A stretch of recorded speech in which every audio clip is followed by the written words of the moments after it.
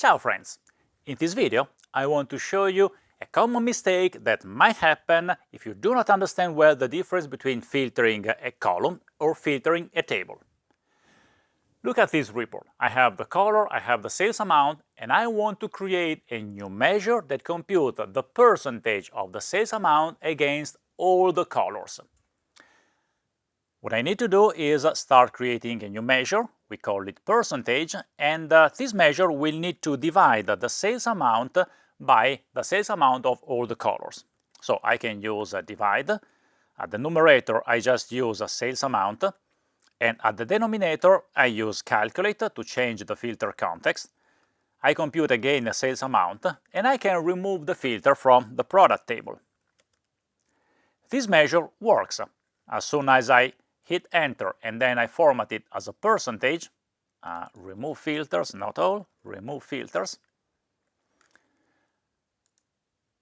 As soon as I hit enter and I format it as a percentage, I can use my measure in the report and it works nicely.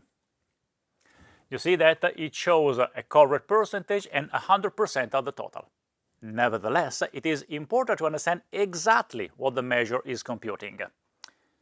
At the denominator, I'm using calculate sales amount and then remove filter on the product. This is a table filter. I'm removing the filter from the entire product table, not only from the color, from the entire table.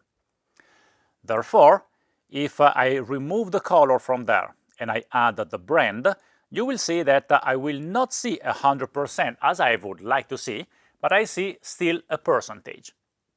What I want to obtain is a different measure. I would like to see the brand, being able to add the color underneath it, and see 100% and then the percentage of different colors as soon as I drill down. But my measure is not computing it. It's removing the filter from the entire product table. If I want to remove a filter from only one column, what I need to do is go to a column filter.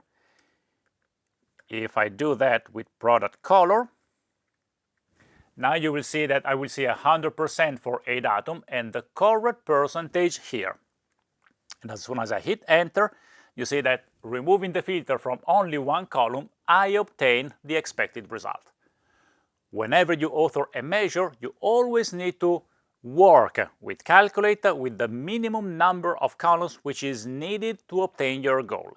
If you want to remove a filter from one column, don't go for the full table, but stick with the only column that you are interested into. Enjoy DAX!